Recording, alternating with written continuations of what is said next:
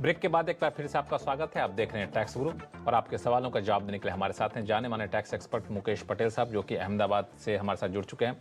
मुकेश पटेल जी, इससे पहले कि हमारे साथ कॉलर जुड़ चुके हैं उनका सवाल लें, इससे पहले एक मामला एचयूएफ का आया है।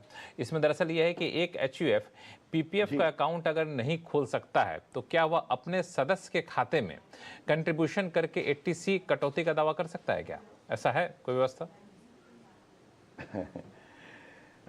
लक्ष्मण जी, ये बहुत ही इंटरेस्टिंग इशू आपने खड़ा किया है एंड थोड़ा सा thinking out of the box करके इसका हम बहुत ही पॉजिटिव एक रिप्लाई और सॉल्यूशन निकाल सकते हैं। देखिए, पीपीएफ की जो स्कीम है उस स्कीम में कई सालों से ये प्रावधान किया गया कि एचयूएफ जो आगे पहले के समय में अपने नाम से वो पीपीएफ का अकाउंट खोल के वो खुद उसमें निवेश करके वो 80C का भी एडवांटेज ले सकता था, पीपीएफ अकाउंट भी रख सकता था।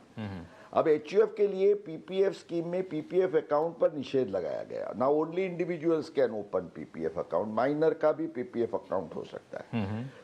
पर इनकम टैक्स एक्ट की जो सेक्शन 80C है उसमें कोई बदलाव किया नहीं गया है। तो 80C में ये कहा गया है कि इंडिविजुअल अपने स्पाउस या कोई भी चाइल्ड या तो एचयूएफ अपने कोई भी सदस्य मेंबर के केस में अगर पीपीएफ का निवेश करता है तो वो 80C का डिडक्शन मिलता है। तो इससे ये टैक्स प्लानिंग आप ये कर सकते हैं कि अगर आपको 80C का पूरा फायदा लेना है तो आप इंडिविजुअल में और स्कीम्स में जाइए और पीपीएफ में निवेश के लिए आप एचयूएफ का फायदा लेके एचयूएफ से कोई भी सदस्य में निवेश करके 80C का भी एचयूएफ के केस में पूरा फायदा उठा। चलिए, तो काफी अच्छे से आपने समझा दिया। इस बीच हमारे साथ एक कॉलर जुड़ चुके हैं, पंजाब से, जीरकपुर से हैं, ये पीएन स्वरूप साहब। स्वरूप साहब नमस्कार। नमस्कार सर। बताएं क्या सवाल आपके पास? सर मेरे दो सवाल हैं जी। पहला सवाल बताएं, जवाब दूंगा, फिर दूसरा सवाल बताइएगा। Okay sir.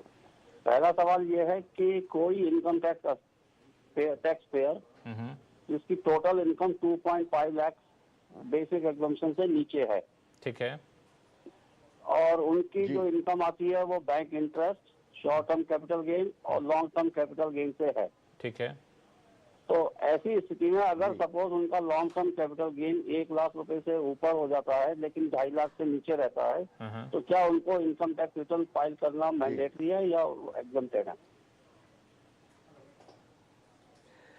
अच्छा, देखिए भाई साहब, जो इनकम टैक्स रिटर्न फाइल करने के लिए सेक्शन 139 में एक बेसिक कंडीशन या जो नियम रूल बनाया गया है वो ये है कि आपकी ग्रॉस टोटल इनकम, माना चैप्टर 6A सेक्शन 80 फैमिली के कोई भी डिडक्शंस और कुछ सर्टन एग्जम्पशंस कि जैसे कैपिटल गेन्स में आपके 54 या 54B वगैरह के कोई भी एग्जम्पशंस हो, उसको छोड़ के आपकी एक इनकम गिनी जाएगी। अब आपने जैसे बताया कि कैपिटल गेन जो लॉन्ग टर्म का है, आम तौर से लोग समझते हैं कि भी 1 लाख तक मुझे कोई टैक्स नहीं भरना है। सही है, पर ये लिस्टेड इक्विटीज का जो लॉन्ग टर्म गेन जिस पर टैक्स नहीं भरना है उसका प्रावधान 112A में ये है कि जो टैक्स बनता है उस पर आपको छूट मिलेगी। माना ये इनकम जो है वो तो आपकी टोटल इनकम में गिनी जाएगी। तो लॉन्ग टर्म कैपिटल गेन को गिनते हुए अगर 2.5 लाख से ज़्यादा आपकी इनकम हो गई, आपको रिटर्न तो भरना है, टैक्स भरने की गिनती में आप जरूर उसका फायदा ले सकते हैं 112A का। तो I think this should be clear to you. Return भरना है लेकिन आप टैक्स भरने में आप टैक्स छूट का फायदा ले सकते हैं। स्वरूप साहब, दूसरा सवाल आप पूछना चाह रहे थे, क्या है वो? दूसरा सवाल, हाँ, अगर जैसे हम लोग फॉरेन ट्रेवल करते हैं, ATD तो के बारे में कुछ मेडिकल इंश्योरेंस की पॉलिसी लेनी होती है, ठीक है, तो क्या उसको ATD में क्लेम डिडक्शन क्लेम किया जा सकता है? अगेन मैं कहूँगा लक्ष्मण जी, टैक्स गुरु में कुछ ऐसे इश्यूज आते रहते हैं कि पहली बार हमें इसका जवाब ढूंढना पड़ता है या कुछ out of the box thinking करना पड़ता है। अब देखिए, इनकम टैक्स एक्ट में जो कहा गया है सेक्शन 80D में, ये कहा गया है कि any premium paid to take the insurance for the health of the taxpayer और हिज फैमिली और पेरेंट्स, माना करदाता के अपने फैमिली और पेरेंट्स के लिए, हेल्थ के लिए।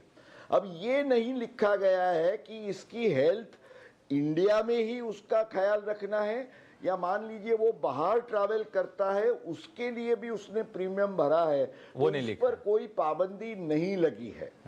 केवल रिस्ट्रिक्शन ये है कि it should be a company which is approved by the insurance regulatory development authority, IRDA से अप्रूव्ड कंपनी होनी चाहिए।